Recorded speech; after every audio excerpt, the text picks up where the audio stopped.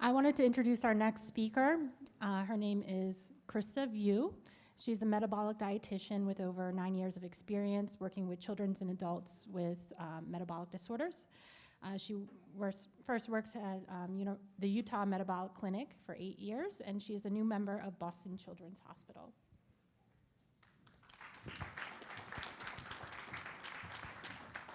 Thank you.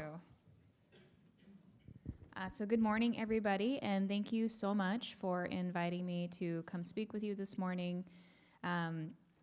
Like Kristen said, I am the dietitian, one of the dietitians from Boston Children's Hospital. We actually have two more here sitting here with us. I am going to be speaking about nutrition and homocystinuria. I'm going to spend just a little bit of time on the rationales for nutrition therapy because Dr. Chapman did such a wonderful job explaining, giving a nice overview of the disorder and the rationale for treatment. What I would really like to do today is to spend more time reviewing different approaches to approaching dietary tracking, dietary therapy, and then really to focus on identifying strategies just to be successful. And I think this has been mentioned earlier today, but please ask questions as we go throughout the presentation. And please, if there is something that we're talking about and you have a great strategy, you have a great food that you want to share, please share that. We definitely learn best when we learn from each other, and I know you all have great ideas and we would love to hear them. Okay, so before I start, just really quickly, how many of you are extended family members of someone with homocystinuria? Awesome. Thank you so much for coming here today. So I'm just going to start with very basics. I'm going to only take me a minute, and you probably know this already, but just as a review. So I'm going to be talking today about protein and amino acids. So we have 3 macronutrients. We have our carbohydrates, we have our fat, and we have our protein. So the thing that we are talking mostly about are the proteins. So proteins are made up of individual amino acids. You can see them here. It's kind of like a string of pearls. Those individual amino acids are connected through peptide bonds, and then they're folded into a more complex structure, which is what we think of as a protein. So we have different types of amino acids. So we have some that we consider to be non-essential. So that means that we can actually make these amino acids in our body. We do not have to get them from food. So here are a few listed. And you can see that cysteine is one of those amino acids that traditionally is considered non-essential. Now we also have amino acids that are what we call essential amino acids. So these are amino acids that we cannot make from our body, so we have to get them in food. We cannot take this out of food. And so methionine is one of those amino acids that we must get from food. Now there are also what are called conditionally essential amino acids. So normally these amino acids are non-essential and we're able to make them, but sometimes there's a block in that system, and so now they become essential. We have to get them from food. So homocystinuria is one of these examples. So we know that traditionally methionine is converted into homocysteine, and then into cystathionine, and then into cysteine. But if we are missing CBS, we can no longer convert homocysteine into cysteine. So cysteine becomes a conditionally essential amino acid, and now we have to make sure that we get this from food. We also know that we have that increase in methionine and in homocysteine. Which brings us to the principles of treatment, which we already have an overview for, but I'm going to touch on briefly. So we know that we need to restrict methionine in the diet. We know that this both lowers plasma homocysteine and it lowers plasma methionine. But we know that methionine is an essential amino acid, so we cannot remove all methionine from the diet. We have to have just measured amounts of that. We also need to supplement with cysteine. So why do we care about cysteine? So cysteine is an important precursor to different antioxidants in our body, and it's also involved in skin elasticity. So definitely something that we want to have in our diets. And so this is primarily added to the medical foods that are used to treat homocystinuria. Some individuals also will supplement with cysteine, but for the most part, we get it from the medical foods. And then also, we remethylate homocysteine to methionine by supplementing with betaine. Going back to this lovely pathway that looks so complicated, and I'm not going to spend a whole lot of time here, but basically, restricting that methionine and remethylating homocysteine back into methionine is the main principle here. Now, I have had some people ask me, if there's a different way to take betaine, and betaine is made from something called choline. And so I've had just, people out of curiosity wondering if they could just eat more choline. And I do just want to mention that the high choline foods tend to be higher in protein. Also, the high cysteine foods tend to be higher in protein, so we really do need to use these supplements versus trying to get them from food, unfortunately.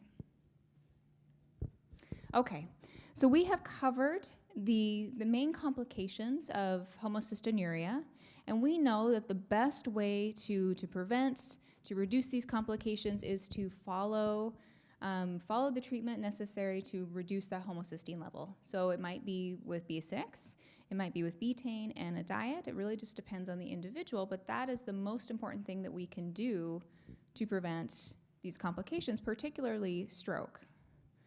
So I just want to touch a little bit on heart health. So I feel like in a clinical setting, we are so focused on the methionine-restricted diet, on getting in those medical foods, that we often don't have a chance to just talk about general healthy diet principles. And I do just want to add 2 qualifying statements to this before I go into it. And the first is that, we have a lot of priorities when we're thinking about these diets, and there will be times in your life that the only thing that, you can do is just really focusing on that methionine restriction, really focusing on getting in the medical food, and that's okay. But when you have the bandwidth to be thinking about, just your general health and what other things you can do to support a healthy, active lifestyle, that's where some of these other recommendations are going to come into place. So this is from the American Heart Association, and it's also based on, two dietary strategies that have been shown in multiple studies to reduce the risk of cardiovascular disease and diabetes. So the first thing is to stay active, right? We all know that we should be physically active. Definitely recommend, adding this into your daily routine as much as possible. And then there are some foods and some products that they do recommend limiting. So this is going to be those saturated and trans fats. Those tend to be the solid fats. Reducing our sodium intake. So sodium is often found in those highly processed foods. Sweets and sugar-sweetened beverages. And then we don't have to worry about red meat. That's not something that's in our diets anyway. So then as far as, what should we be eating if we can't eat these other foods? So fruits and veggies, well, awesome. That's something that's definitely in our diets, fantastic. Non-tropical vegetable oils, things like palm oil and coconut oil tend to have a higher saturated fat content in those. But then we get into some of these foods like whole grains, low-fat dairy, fish and poultry, and nuts and legumes. Well, those aren't going to be in a methionine-restricted diet. How do we replace those foods? So here would be my suggestions. So for the whole grains, we're going to need to use those low-protein alternatives. There's just really no other way around it, unless you have a little bit more flexibility in your diet. As far as the low-fat dairy products, we're going to be talking about those vegan, those low-protein alternatives. The poultry and fish, using our medical foods is that good source of protein, and then also some healthy oils to get those essential fatty acids in our diet. And then nuts and legumes, once again, we're thinking about medical foods, the healthy oils, and nuts and legumes do tend to be a little bit higher in fiber, and so adding in some more of those fruits and veggies can kind of help make up for that. So as far as the healthy diet goes, they are recommending that we limit or avoid those saturated and trans fats. Now, this is something that you can find on a nutrition facts label. So the trans fats in particularly are harmful to our cardiovascular health. And so fortunately, a few years ago, a lot of media attention was brought to this, and more manufacturers took out trans fats from many food products, which is fantastic. And so there are fewer out there, but I do encourage you to just, be mindful as you're looking for labels. In addition to protein, also look for that trans fat content. You can see it listed right here. And then making sure that we're getting in adequate fiber. So, many of the low-protein foods available now do have added fiber in them, which is fantastic. I commend those companies for doing that. But then, we go back to those fruits and veggies. That's going to be the best source of fiber that we can get. That's also going to be lower in protein and more readily available. Now, limiting added sugars, I do just want to note that when we take out one of those macronutrients and we're left with basically carbohydrates and fat and just a little bit of protein left in food, it's really hard to limit some of these products because, I mean, that's what's available to you. We know that the free foods tend to be high in sugar and high in fat. And so sometimes it is really important just to get in those calories, and I recognize that this is challenging, but if it's available to you to, instead of choosing a candy, choose an apple, I would certainly recommend doing that. We're finding more and more that a lot of added sugars are negatively contributing to our cardiovascular health. And I do just want to point out that the nutrition facts labels will be adding in added sugars, so not those naturally occurring sugars, but added sugars to different food products so that you can keep an eye out. Okay, so we talked a little bit about general health, and now let's get more specific about a low methionine diet and talking about some tools to track intake.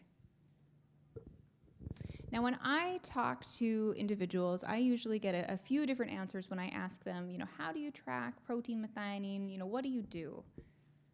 So some individuals do track milligrams of methionine. Dr. Chapman mentioned, it's not available for the content of milligrams of methionine in foods are not available for everything, so this can be challenging. Some individuals simply count grams of protein, and that seems to work well for them. Some individuals don't really count, but they just generally eat low-protein foods, and they avoid those higher protein foods. And then what about, keeping track on a daily basis? So a few people will write it down. They'll keep track in an app. More often I hear that people, they just kind of keep a running tally in their heads. And then sometimes we just eat the same foods. We eat the same food pattern. So it's not that we're counting on a daily basis, but we know that I eat the same 3 foods and I've counted before, so I have a basic idea of where I'm at. Out of curiosity, how many people in the room count milligrams of methionine? Okay, so a couple. How many count grams of protein? Okay. How many don't really count but kind of eat low protein foods? I feel like we all kind of maybe a variety of the 3. Okay, so it sounds like most people are counting grams of protein. So I had somebody ask me this the other day, and I thought it was a really interesting question. She said, I count milligrams of methionine. I'm trying to figure out for foods that I do not see the milligrams of methionine listed, how do I estimate that from grams of protein? And also knowing that there are more recipes and products out there for people with PKU, so we might have the phenylalanine content available, but maybe not the methionine content, and is there a way for us to estimate that? And so it can be challenging to find the approximate concentration of methionine in different proteins, and it does vary a little bit protein to protein, depending on if it's a high quality protein or an animal protein, which would have a higher concentration of those essential amino acids like methionine compared to a lower quality protein, which would be like a plant protein. So what I did is I just looked at about 150 foods in Metabolic Pro, which is our diet analyzer program, and came up with just some averages for you. This is by no means like a rigorous, scientific process, but just to give you something that, if you're in a pinch and you need to estimate, just to give you an idea. So looking at, like the fruits, we can see that per gram of protein, we tend to have a lower concentration of methionine in most fruits. That does vary depending on which fruit you're looking at. So about 10 milligrams per gram of protein. But then you go up to dairy and meat and poultry and fish, and that jumps up to 23 and 25 milligrams per gram of protein. So you can see that as you get to a higher quality, you get to a higher concentration of methionine. So, if I were in your shoes and if I had to estimate from a gram of protein, I would probably say about 15 milligrams of methionine. Though if your dietitian has told you something different, I would certainly defer to them. Also, in thinking about, how you might estimate this from phenylalanine, such as, like websites like Cook for Love, often just have the phenylalanine content, and they may not even have the grams of protein and certainly not the methionine content of those recipes. Usually we say that there's about 50 milligrams of phenylalanine per gram of protein. And so what it looks like is that there's about 1/3 of the amount of methionine compared to phenylalanine in protein. If that helps you at all, feel free to ask me questions about it later. But if you're ever in a pinch and need to estimate.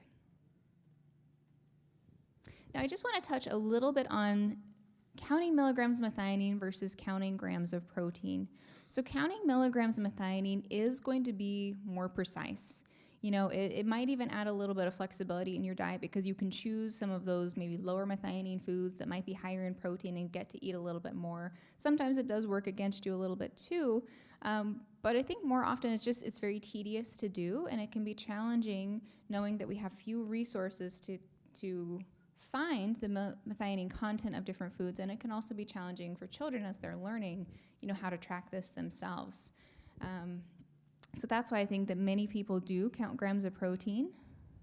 So this is just an example, you know, showing that basically the same meal, you know, we might expect about 12 grams of protein and 180 milligrams of methionine. So we can see that using this method, you know, we're going to be more precise using the milligrams of methionine versus the grams of protein, though the grams of protein might be simpler to do. At the end of the day, you know, really for me, it's what's going to work for you, what's going to work for your family, and going to be something sustainable that you can keep going. So I do just want to mention the simplified diet approach, which was really introduced probably in the early 2000s and kind of forgotten about and has gained more popularity in recent years. I'm just curious, has anyone heard of the simplified diet approach? Okay, a couple people. Does anyone have foods that you consider free foods that you don't worry about the protein or milligrams of methionine? Okay, so a few people. So this is basically an approach that increases the amount of free foods that you or your child can eat. So it was started in PKU. So what they did is that they took foods with a low phenylalanine content. So they define this as being between 50 and 100 milligrams of phenylalanine per 100 grams of food, which I know is kind of a weird way to think about it. And they considered those foods free foods. And so they invited people to be in the study, and they measured their blood phenylalanine levels over several weeks, and what they found is that there was no significant difference. So even though people were starting to eat these foods freely without, you know, weighing or measuring and tracking that they didn't really see any difference in their metabolic control. So they thought it was safe to do that. So some centers are starting to use the same approach for people with homocystinuria, and I don't see why not. Now we know that there's not as much methionine in foods as there is phenylalanine. So we could not use that same ballpark of, you know, 50 to 100 milligrams of methionine. You know, we might reduce that to 25 milligrams of methionine. And this might be different depending on the center where you are followed. So just keep that in mind. This is just, you know, a cutoff that we have defined. So what might this look like if we are following the simplified diet? What is my plate actually going to look like? So we would suggest that half of your plate is low protein foods and limited foods. So those limited foods are still the foods that you count, right? And then half of your plate is going to be those free fruits and vegetables that you don't have to worry about. And then you're still going to have your medical food as your primary source of protein. And I just want to point out that this really isn't that different from the MyPlate that's recommended for the general population. So yes, we're not having our regular grains, and yes, our protein is going to be the medical food versus like meat, but half of the plate is fruits and veggies. So I would really encourage you guys as much as possible for the entire family to make sure that your plate is half fruits and veggies so that everybody in the family is healthy and you're all eating something somewhat similar. Okay, so this is just an example of what would be considered free foods under the simplified diet plan that I described before. So all of these foods have less than 25 milligrams of methionine per 100 grams of that food. So you can see that most fruits and vegetables are going to be considered free. Now the nice thing about this is it really encourages you to eat those fruits and veggies and having a healthier diet. And I do just want to point out that this list is actually in your handouts. A slightly different format, but all of these foods are listed. And then what are the foods that we're going to count? So there are those fruits and veggies that we do need to keep track of. These are the ones that are a little bit higher in methionine, so that's going to be things like avocado, some of those dried like fruits because they're so condensed. Mushrooms, asparagus, many of the starchy vegetables like your potatoes, your peas, your corn, those really dark leafy greens tend to be higher in methionine. And then if there's anything that you're eating in really large portions, like for example, cauliflower rice has become, very popular, just make sure to talk to your dietitian about that and see, if that's something that you do need to keep track of or not. And then as far as everything else you count, it's pretty much everything you're counting now. So it's going to be, any of the regular grains, any of the crackers, kind of everything else that's in your diet besides those free foods. And some of the specialty low-protein foods, many of the specialty low-protein foods would actually be things that you don't have to track as well. Okay, so if you decided to follow the simplified diet plan, does that mean that you could just add all of these free foods to your current protein goal?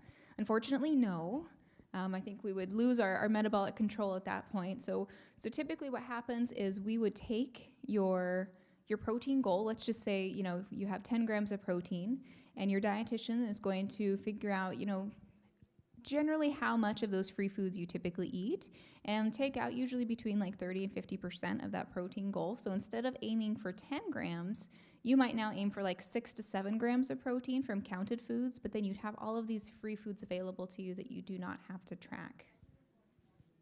And then your metabolic dietitian or clinic would then adjust that goal based on your labs and your needs.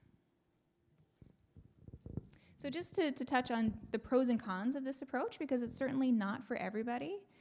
So the pros, we really love that it encourages the intake of fruits and vegetables. We love that there's something that you or that your child can go in the cupboard and get, and they don't have to ask you about it, and it's something that's healthy for them. We love that it reduces the daily burden of tracking protein and methionine, but there are some cons to this as well. So, we certainly do have increased variability in your methionine and in your protein intake. And, for some individuals, if you have a really tight block, that might be tough. And so I just want to mention that we have used it in individuals with PKU who do have a low protein tolerance, and we've used it successfully. And so you can make this work for you if you feel like your child or you cannot tolerate that 25 milligrams. You might lower it to foods with less than 10 or 15 milligrams. You can certainly make it flexible. Once again, it's up to you. I just want to give you guys some ideas so that you can find something that'll work for you and your family. Okay. So now I'm going to move on to just some tools to track your intake. Now I'm curious, has anyone seen this app? It's called Metabolic Diet App. A couple of people? Okay, so this is a program, it's a free program. It was developed in Canada. And what they did is they created a database for all of the metabolic disorders. So not just for PKU, for everybody, which is fantastic. So you can go in and you create your login, you can put in your protein goals, your medical food goals, and you can actually track what you're eating. The tricky thing with this, I find, is that methionine isn't just like there in your face. Like, it does have protein, which is fantastic. You do have to kind of go to like the food logs or dig around a little bit to find the methionine content, and it can be challenging to find the foods that you're looking for. So I would suggest starting with a simpler food versus, starting, instead of saying Honey Nut Cheerios, just start with Cheerios, and then it'll give you all of the Cheerios options. That can help you find the foods that you're looking for. It says it's an app, but it's not actually an app, though it does adapt to your phone very nicely. This is just an example of what it looked like on my smartphone. So this is available to people. What I find it most useful for is not necessarily tracking what you eat every day, but if there's a food that you're wondering about how much, especially if you count milligrams of methionine, if you're wondering how much methionine is in this food, this might be the app for you to go and check that out, and then you can track it daily another way, is what I hear most people do. If you love this program, fantastic. Has anyone heard of MyFitnessPal? Has everyone heard of MyFitnessPal? I feel like most people know MyFitnessPal. It's just one of those apps that you can use to track your intake. It usually looks at like calories. It will look at protein. The bummer is that you can't export that food record to me, but that's okay. So there are a million of those apps out there. So I just wanted to talk about just two that I've used and liked, just to give you something. So if for some reason you don't like MyFitnessPal, you can try some of these other ones. So this one is MyPlate. I would say this one is pretty similar to MyFitnessPal. You can see you have all of your meals, you have your goals. It will give you, the protein, the percentage of protein, You can certainly, scan different barcodes and get those foods. The downside, and the same with MyFitnessPal, is that you have the user-entered foods. And even if these say verified, it does not necessarily mean that the nutrition information is accurate for those foods. So I feel like for parents or for adults who've been dealing with this their whole life, you're going to look at something and probably have a good sense if that's too good to be true. If it's this big ciabatta roll or something and it says 0 grams of protein, you're going to be thinking, I don't think so.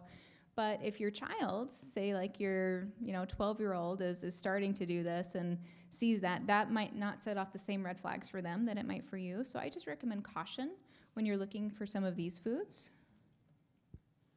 Another program that I like, and I like this probably because it was developed by a dietitian and they have a little bit more rigor when they are entering their foods, but it's called Calorie King. Now this one is $4.99 in the App Store, so that's the bummer part of it, but I think it's a pretty good program. So, very similar, but you don't have all of those, user-entered foods, which can be somewhat dangerous. And you can also say like, hey, I really want to highlight protein so that when I go on the app, the protein content is the first thing I see. I don't have to dig around for it. Now, out of curiosity, are there any apps or programs that you guys have really found that work for you? AccuGo? Any others? I use Lose It. I like that one too. So there are lots of different ones, and sometimes it takes a little bit of kind of trial and error and exploring. But AccuGo and Lose It and I was just going to mention, like, the How Much Fee website is amazing. Yeah.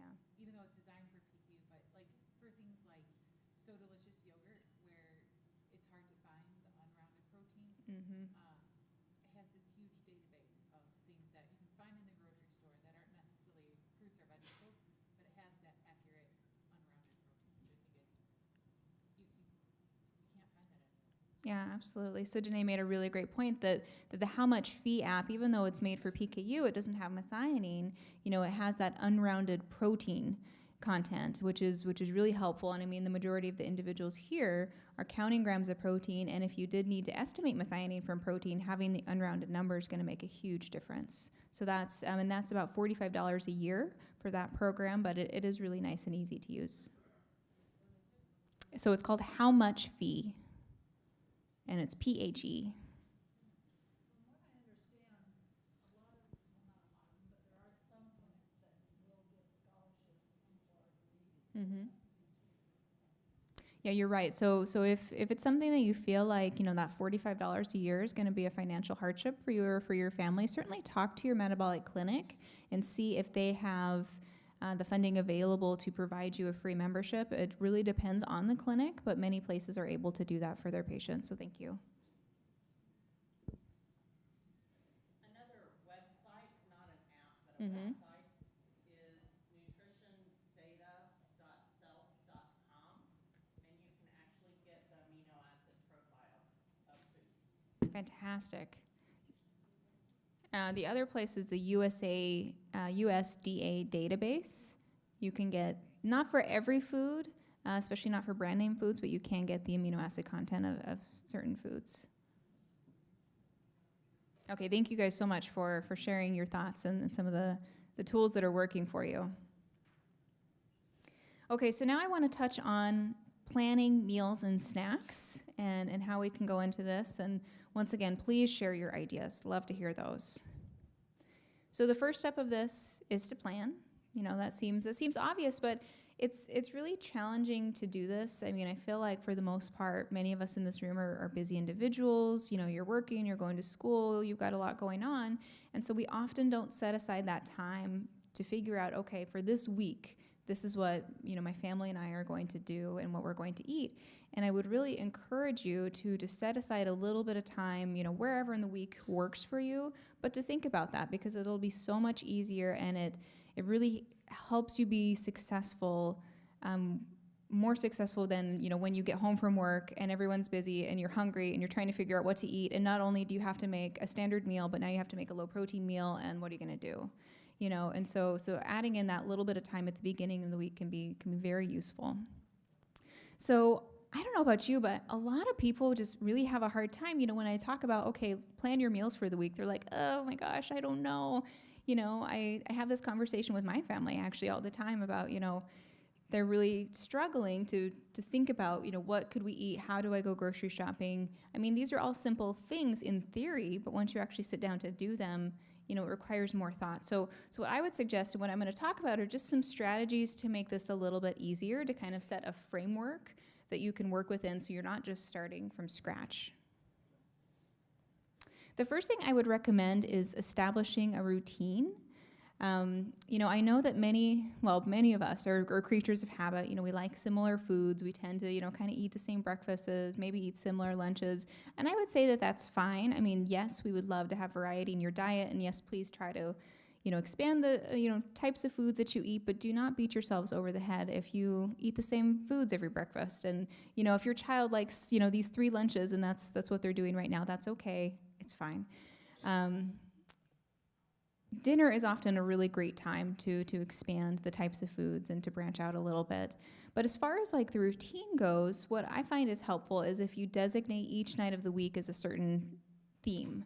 So, when you're sitting down Sunday or Saturday and trying to figure out what you're going to get for the next week, or you're sitting down and trying to figure out, the low protein foods you're going to order for the month, you can think, okay, I know that, we're going to have at least 4 nights that are going to be pasta nights because Monday is pasta night. I know that every Tuesday we're going to eat some variation of tacos. Maybe this week it'll be zucchini tacos. Maybe we'll add some mushrooms next week. You can have a little bit of variety, but it gives you that framework of where to start so that as you're making your grocery list, as you're putting in that low protein food order, you have at least an idea of, okay, here are the staples that I need. I know I need to order these.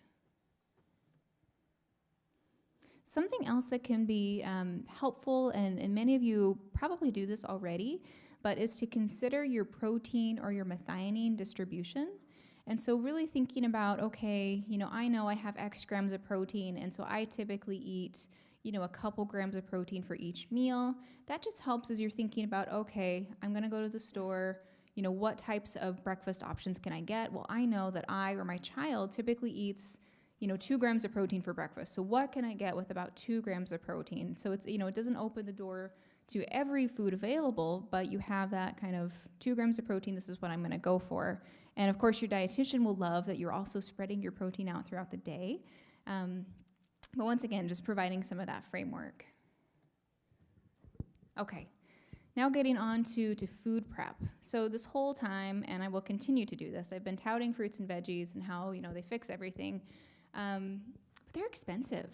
They're expensive and, they're lower in calories. And I know, getting in enough calories can sometimes be very challenging.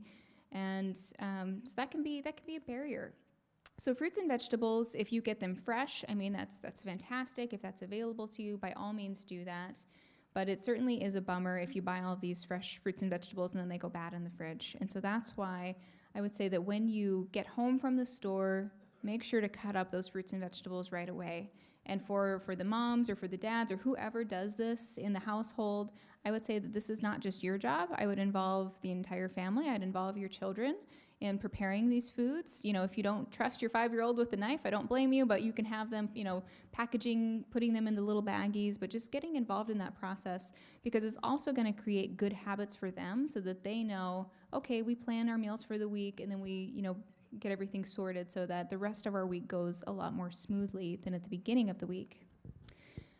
I also just want to mention, so, fresh fruits and veggies are great, but there's nothing wrong with frozen and canned fruits and vegetables. And those tend to be a little bit cheaper. And I would encourage everybody to just keep a stockpile of some frozen veggies and some canned vegetables in your house. So if you don't make it to the grocery store that week, if your lettuce went bad, whatever, if it has E. coli, so you threw it out, you have something that you can fall back on. And as far as like the canned veggies go, so those are fine. I would just look for veggies that have reduced sodium content in the canned varieties. All right. So then portions. I don't find that anybody is really eating really high protein foods. When people come into my office, it's not that they are sneaking chicken nuggets or anything. It's that we might be eating a few too many potato chips, or maybe we went a little overboard on our crackers or something, simple like that. And so that portion control is really key. And gosh, it's hard to do. And once again, if we buy those pre-portioned items, that's fine, but they do tend to be a little bit more expensive. And some weeks that might be worth it, but on a day-to-day basis, we might not be able to do that. So what I would recommend is, as you are preparing your fruits and vegetables, why don't you go ahead and pre-measure some of those other foods, particularly snack foods or items for lunches. You can have your gram scale, your measuring cups, whatever, works for your family, and be putting those into little baggies so that, each little baggie is one serving, each little baggie has like 1 or 2 grams of protein, whatever it is. And so that it just makes it a lot easier to track as you go throughout the week. Another thing is just keeping the gram scale readily accessible. So if you have the gram scale, in a cupboard to ask, your child's getting up, they're getting cereal in the morning to go and to get the gram scale and to put it out and to measure it and then to put it back. I mean, it's not that hard, honestly, but it's just one extra step that it's probably not going to happen every single morning. So if at all possible, I would really recommend just keeping the gram scale somewhere where you see it, somewhere where you could just put the bowl there, you dump it in, you take the bowl, you go and eat your cereal. Easy, done. And also, especially if you're, measuring medical foods too, sometimes that's out and about. And then as far as measuring cups, I really encourage people to use measuring cups just as your serving utensils. So as you're sitting down at the dinner table, you have your vegetable, your salad, or whatever you guys are eating that night, instead of using, a serving spoon, why don't you just have a 1-cup measuring cup that everybody in the family uses, to scoop up their dish. And that way, you're not the odd man out, but everybody kind of knows that this is just the dish we use, and you don't dirty 2 spoons, so even better. And then portion Tupperware. I really love portion Tupperware. The anal dietitian, I want to know what I'm eating. But I bring these for lunches, so you just have like your little 1-cup Tupperware that you can, add in, whatever it is you're eating for lunch. You have like a little 1 ounce for your dressings or your sauces, but those things that just make it a little bit easier for you guys so that you don't have to take the extra steps to, be then scooping it out and putting it in your little Tupperware. You just, it's already measured for you, makes it a little bit easier. Okay. So we talked, about planning, and one of the things that makes this a little bit easier, because we all know that we have those weeks where we didn't have time to plan, or we forgot something from the store. And so I would really encourage you guys to be thinking about, for your family, what are your pantry essentials? What are those key foods that that your child, if you didn't have time to go to the store, that they're going to eat the low-protein pasta and sauce, or that, we can get by on this, and we're not going to have to choose a higher protein or higher methionine food. And so this is actually from BioMarin, which is a PKU company, but they do like a table, and so all of these foods are lower protein foods that can be found in grocery stores, because also maybe the low-protein shipment didn't come in time, or maybe we forgot to order it. Or there was a snowstorm that happened recently, right? So what do you do then? So it is nice to also have some foods that that you can go get from the grocery store. So here's a couple up here, but I am curious if anyone has a food that they found in the grocery store that they just love and that they would like to share.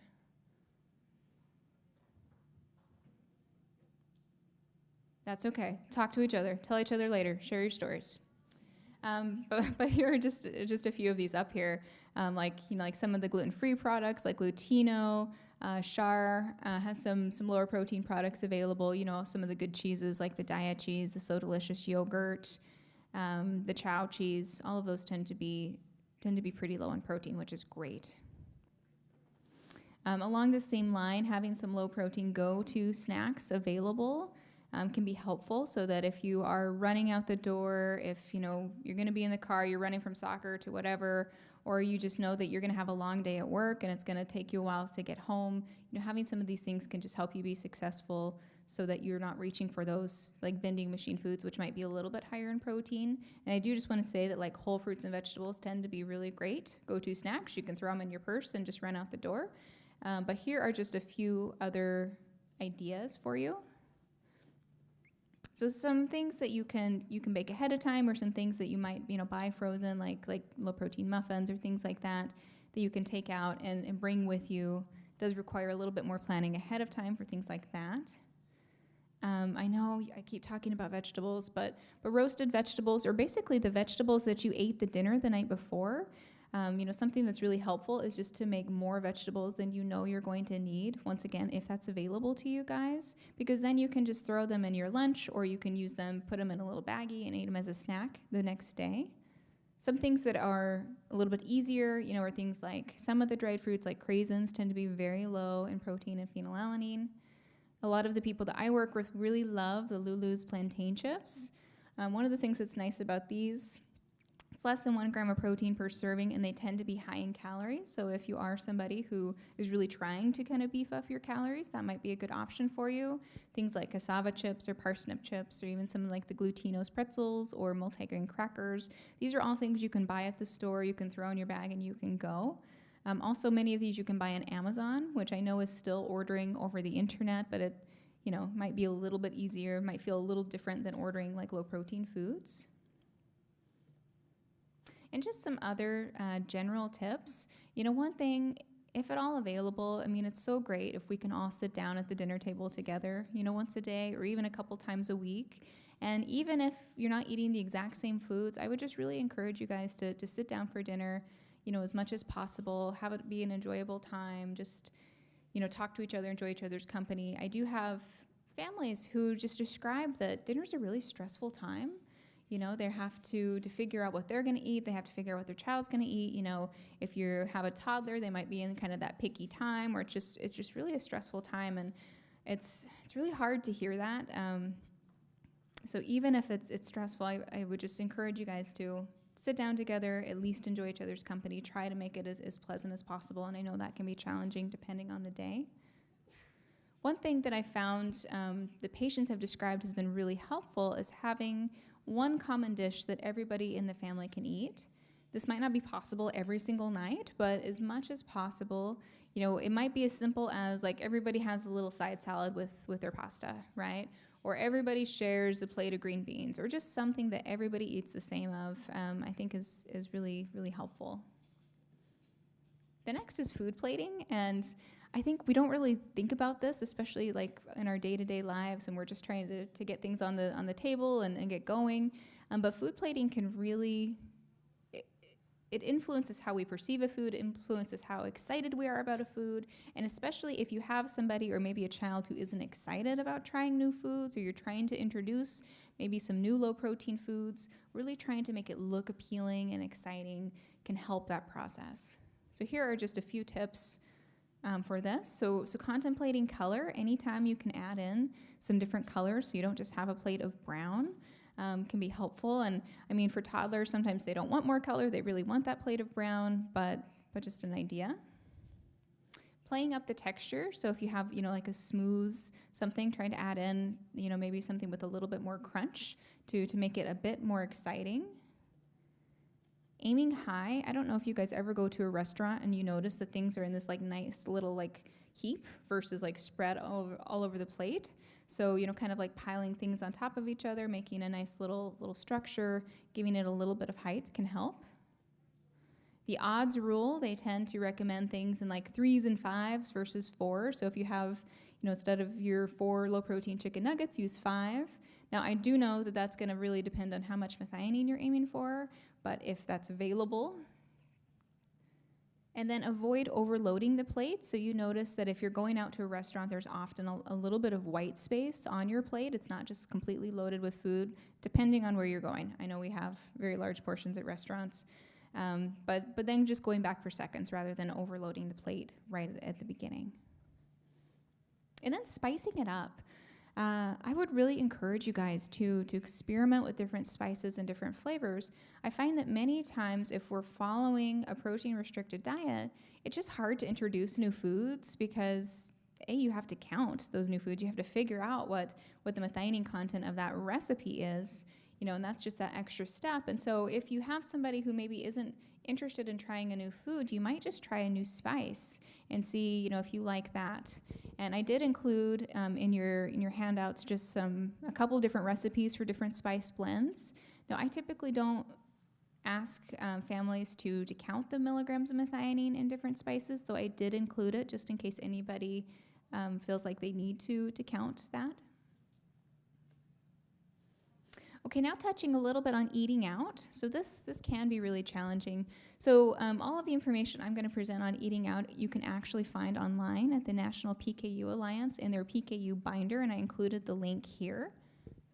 One of the things that they've recommended, and that I think most restaurants are pretty willing to do this depending on where you're going, but you can certainly ask to create your own dish. So if your friends ask you to go somewhere, you didn't have any choice of the restaurant, you sit down, you don't see anything on the menu, you might ask if, they can make you a simple side salad, if they can give you a baked potato, or something that might not be on the menu, and just explain that it's, for your dietary needs. I certainly recommend requesting like sauces and gravies on the side. Those can be hidden sources of methionine and protein. Here are just a couple examples of those. So like miso paste is made with soybeans. We know that soy sauce is as well. Tahini sauce has sesame seeds. And so these are really common ingredients in many different sauces. So you can be really adding in a lot more methionine than you realize. And now many restaurants have their menu, their nutrition information online, so I do recommend doing a little bit of investigating before you go out and see if there is a web or a restaurant that might work better for you.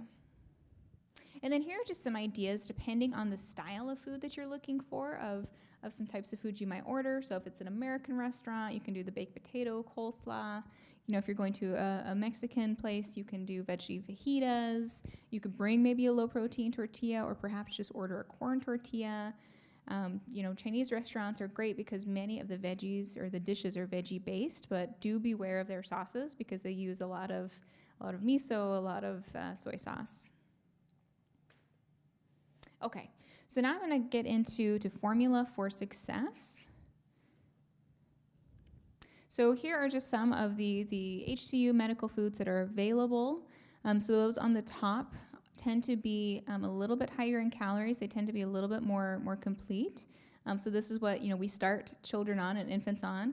And then I find that most people kind of transition to some of these lower volume, a little bit more like on-the-go, easy access medical foods. So why do we take these medical foods? What's the big deal about medical food? It really is the cornerstone of the methionine-restricted diet. It's actually not safe to follow this diet if we do not have those medical foods on board because they provide methionine-free protein. So people just cannot live, they cannot thrive and grow on, 4 or 5 grams of protein a day. We really need that protein from the medical foods. So this is that safe protein. It's also supplemented with cysteine, which we talked a little bit about in the beginning, and that's going to be your primary source of cysteine when following this diet unless you're taking an additional supplement. It also has vitamins and minerals. So some of the foods that we restrict, such as animal products, we're missing those key vitamins and minerals that are found in those foods, and so the best way to get that is going to be through the medical foods, which are supplemented with these products. And then many times they offer that complete source of nutrition. So like I said, we do our best to get in a balanced and variety in our diets when following a methionine-restricted diet, but it's tough, and we know that we don't get it in every day. And so not only do these medical foods provide the methionine-free protein, but it acts as kind of like a safety net to make sure that we're getting everything else that we need. Out of curiosity, and raise your hand if you feel like it, but does anyone just love their medical food in this room? Not very many. Does anyone really have a hard time with their medical food? Okay. I know that for a lot of the people that I work with, medical food's tough. Some people certainly love it, but it can be challenging, and so some of the things that might be helpful, and this doesn't apply if you're drinking a ready-to-drink product, but finding the right container can really be helpful. One that you can actually mix it all up, has a lid, so maybe you're not smelling the medical food, but that can really make a big difference in people's lives. And I'm just curious, does anyone have a container that you really like? That one, that's the one we use too. Okay, the blender bottles are great. And you can actually buy the little blender ball and put it in different bottles too if you find that you need something else to kind of churn everything up together.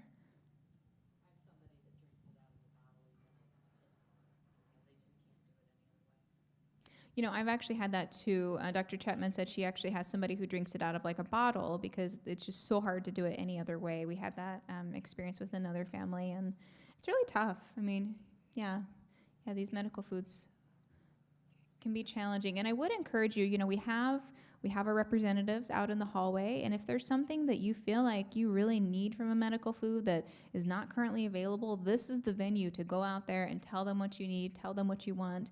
You know, we're really fortunate to work with companies that I think care about patients and are responsive to that. So if there's something that you need, go tell them.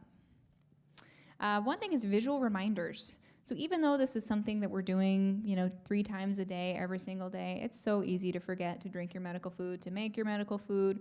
So having it out there somewhere where you can see it, you can see that can, or you see the, you know, the bottle in your fridge, or just something, you know, some people have like checkboards or, you know, whatever's going to work for your family. But knowing that it's okay that you need that visual reminder, it doesn't mean that it's not something you do every day or you're doing a bad job at it, but it's just easy to forget when we get busy with our lives. And then creating a routine around your formula. So building it into your, you know, I know that every night, you know, I wash my face, I brush my teeth, and I make my formula and go to bed. You know, just something where it's going to help you remember that. And then drinking it throughout the day in 3 or more servings a day. I'm sure that your dietitians have beat you over the head with this idea. One of the reasons is that medical foods are made of free amino acids. And so that is the most broken down form of protein. So when you drink that, it goes into your bloodstream really quickly and can go out really quickly. So that means that your body doesn't have enough time to really incorporate that into proteins and do everything that it needs to with it. So if you have 40 grams of protein from formula and you drink that all in the morning, man, your body's not going to use all of that. But if you take that in 3 servings throughout the day, your body's going to have a better chance of actually using that entire 40 grams of protein for the processes that it needs. Okay, so the last thing I'm going to talk about today, and then I'll let you guys go, is just self-management. So I have a self-management timeline, like many things. This was initially developed for PKU. But I would really encourage you guys with younger children to start early with the self-management timeline and to really start teaching them about homocystinuria and teaching them how to take little steps to begin taking care of themselves at a young age. So 5 to 6 years, they can start assisting in formula preparation. They don't have to do everything. Maybe they can shake the container. Maybe they can get the supplies for you. And then learning to talk about homocystinuria with other people is really important. I have patients who will work with their child to develop what they call like an elevator pitch, right? So that you explain homocystinuria to somebody in whatever way you're comfortable with in about 30 seconds. And I think that really empowers people so that they're not afraid to talk about it. They feel like they can explain it. They can give more details to the people that they want to, but they don't have to. So it's just something to think about. As they get a little older, we can start having them prepare formula with less supervision.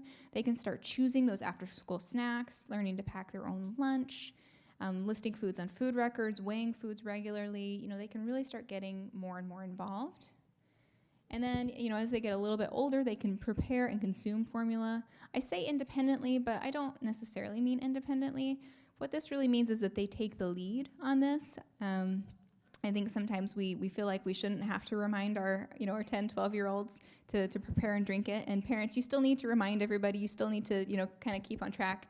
But it's really great if the child can take the lead. They know that that's their responsibility. And I'm just curious, for any of the adults in the room who were diagnosed at birth or as a child, were there any things that your parents did or maybe did not do that helped you learn self-management skills?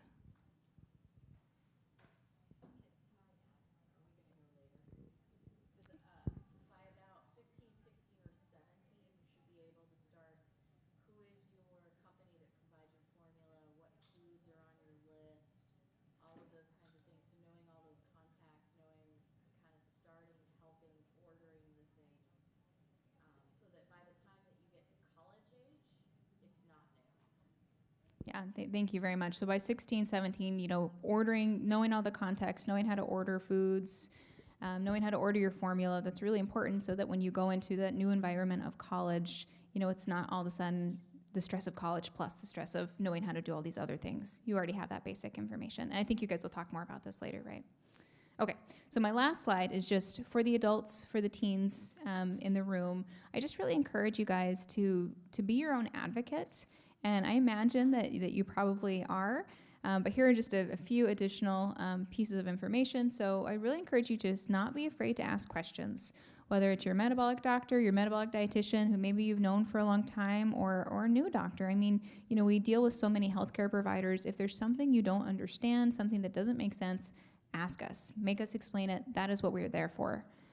Communicate your concerns and desires. If we're recommending a certain treatment option that you feel very uncomfortable with, or if there's something that you would just love to do and you want our help to figure out how to do that, talk to us. Once again, that is our job, to help you. And then maintaining your own records. I mean, with homocystinuria especially, you see many different providers, and not every provider will share the same health record system.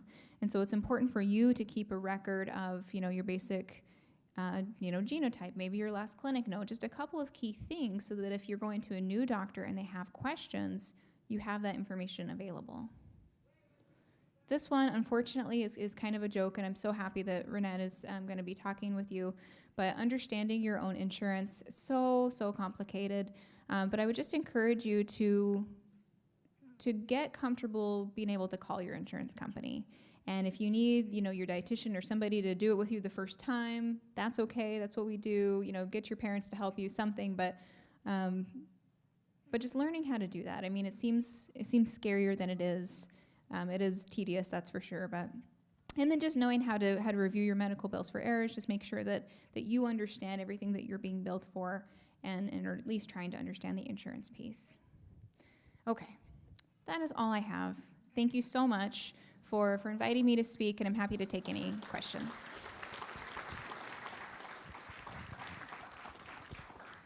We just wanted to see if anyone had questions for Krista. Yep. So I don't know if this has happened to you, but it happens to our dietitians pretty regularly, probably once or twice a year, is people are having a special event, whether this is a first date, whether this is a wedding, whether this is something else, and they call and they say, oh, I need help because I need to order something off this menu, and I don't want to tell everybody at the table that the reason I'm ordering salad is not because I'm losing weight, but because I have homocystinuria. In fact, I'm proud to say that we've helped make some dates go really well, such that the next visit has a fiance involved. But they were just really anxious. So this is one of the things you do, one of those examples, but just as a FYI. Yeah, I mean, that's going to come up, and you're right. You don't necessarily, you don't have to tell people your whole life story, especially the first time you meet them, or ever. Honestly, it's up to you. So I mean, planning ahead as much as possible, trying to make up a little bit earlier in the day, so that you're not, if you're usually eating 3 or 4 grams of protein, for breakfast and lunch, maybe cut that down to 2, so you have a little bit more wiggle room. And honestly, I think it's okay to just say, I'm just not interested in eating the pasta, or, have your roll in salad and just not worry about it. But you can also kind of add in a little bit more wiggle room, so that if you have a few bites of the pasta, or you can ask for a different sauce. If it comes with a creamy sauce, you can do, like the regular, or you can see if they have any gluten-free options. But there are things you can do, and I think it's okay to just say send you the menu. Yeah. Oh yeah, absolutely. Send us the menu. Give us a call. We'll help walk you through it. But if you sit down and you're like, oh gosh, what do I do now? It's a little late if you call from the bathroom. But you can still try. Anyone else?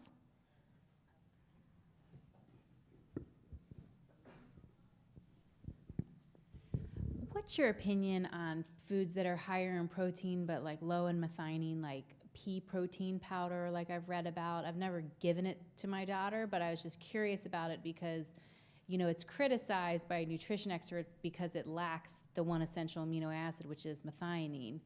But how does that interpret, if you're counting grams of protein to control the levels of homocysteine? So that's a really great question.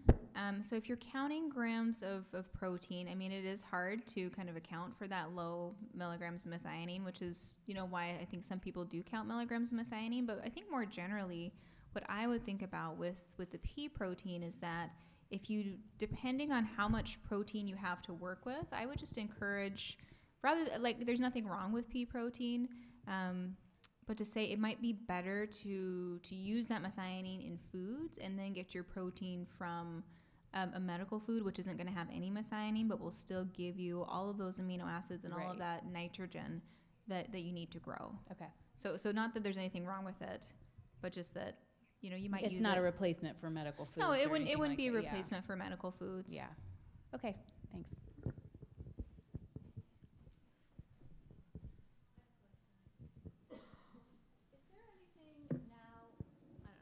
Is there anything now for the younger families? When Joe was younger, someone in Arizona, some nutritionist, had put together like a pamphlet. It was wonderful. It was about 6 pages in very clear, simple terms that we were able to give educators so that you could just, and I have one at home, I didn't bring it, but I mean, it was years ago. You could just go into 3rd grade, hand the 3rd grade teacher this, they could read it at their own time, so you don't like trip over words or create confusion.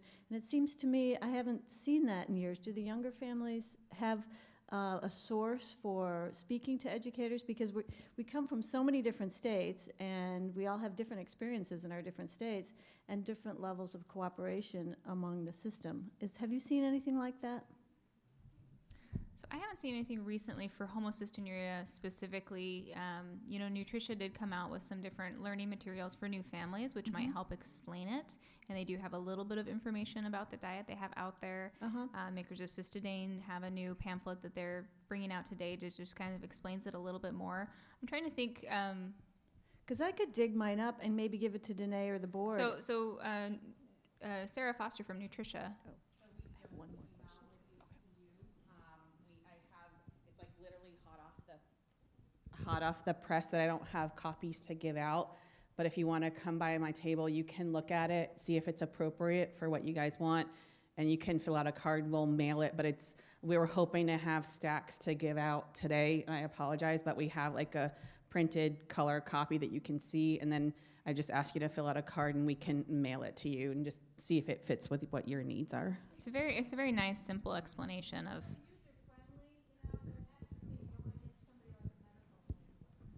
Yeah, that one is actually tailored to families and patients. Danae, did you have something?